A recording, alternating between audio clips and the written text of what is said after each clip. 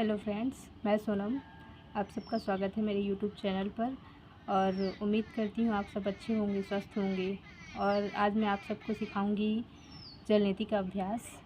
और तो सबसे पहले तो जान लीजिए आप सब लोग कि जल नीति जिसको साइनस है, एलर्जी है, माइग्रेन की समस्या हो रखी है, बाल झड़ रहे हैं और चश्मा लग रहा है, आँखों की रोशनी कम है और जुकाम बार बार हो रहे हैं और किसी भी तरह का स्मेल है जिससे मतलब आप लोगों को सर्दी हो रही है, छींकें आ रही हैं, हर तरह की बीमारी के लिए मतलब गले से ऊपर जितने भी मतलब हमें प्रॉब्लम्स होती हैं, सिर दर्द हो गया, आधा सर दर्द हो गया, बाल झड़ना, बाल सफ़ेद होना, इन सब के लिए जल नीति बहुत अच्छा अभ्यास है।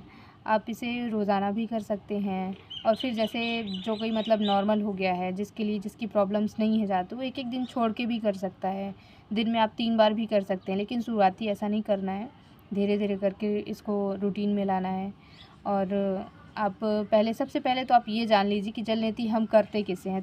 तो जल नीति करने के लिए हमारे पास नीति पॉट होना बहुत ज़रूरी है, जिससे हम जल नीति का अभ्यास करते हैं। तो ये तांबे का भी आता है, प्लास्टिक का भी आता है और स्टील का भी आता है। जिसके पास जो भी हो वो उससे प्रैक्टिस कर सकता है इस चीज़ की।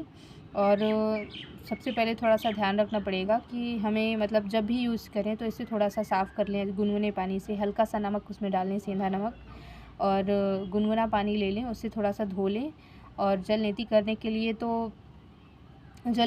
के लिए हल्का सा गुनगुना पानी अवश्य लें, ठंडा पानी ना यूज़ करें, क्योंकि हमारी बॉडी जो है ऑब्ज़र्व कर लेती है ठंडा पानी को, इसलिए गर्म पानी का यूज़ करें। और ठंडा पानी से अगर करते हैं हम, जैसे नॉर्मल पानी है, तो उससे हमें मतलब हमारी आवाज़ भी भारी हो सकती है।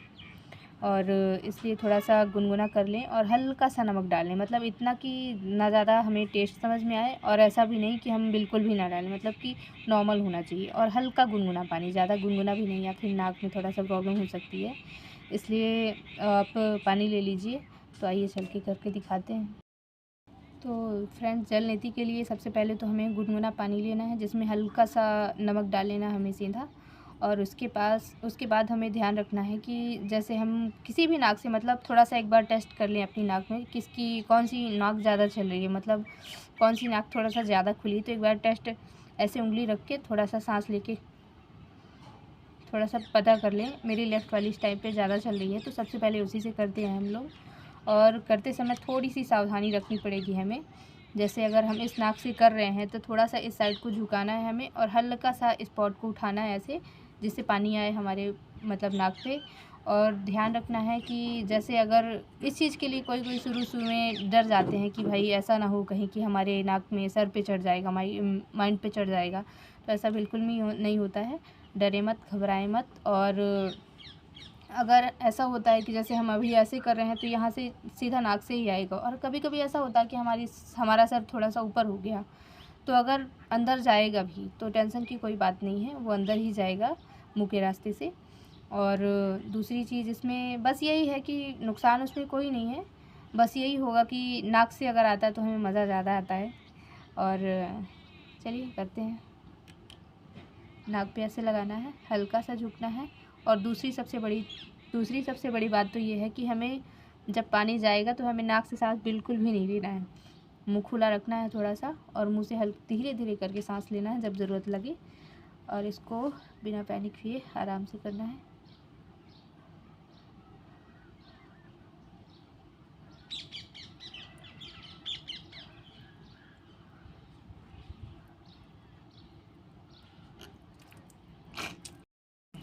सेम टेक्निक हमें दूसरे नाक से भी करना है, उसी तरह से ध्यान रखना है पानी सर पे ना जाने पाए, इसलिए मुंह से सांस लेना है।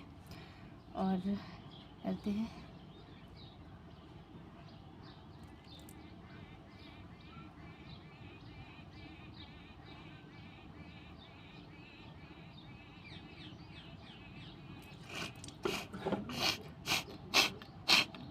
करने के बाद थोड़ा सा कपालभाति, मतलब सर नीचे कर लेना है।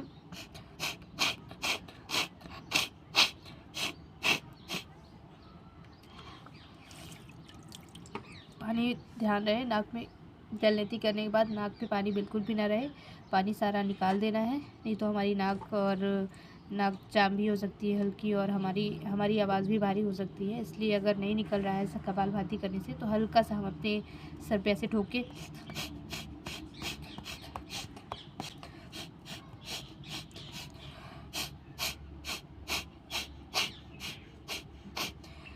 ये करने के बाद 10 मिनट के लिए हमें कपालभाति के लिए बैठ जाना है और कपालभाति का अभ्यास करना है। उसके बाद हमें बस यही करने के बाद, और ये चीज़ थोड़ा सा ध्यान रखना है आपको भी कि मतलब मुंह से ही सांस लें, नाक से बंद। अगर आपके सर पे अगर जाता है पानी तो आपको सर दर्द की भी थोड़ा सा प्रॉब्लम हो सकती है उस दिन, इसलिए थोड़ा ध्यान रखें, मुंह से सांस लें।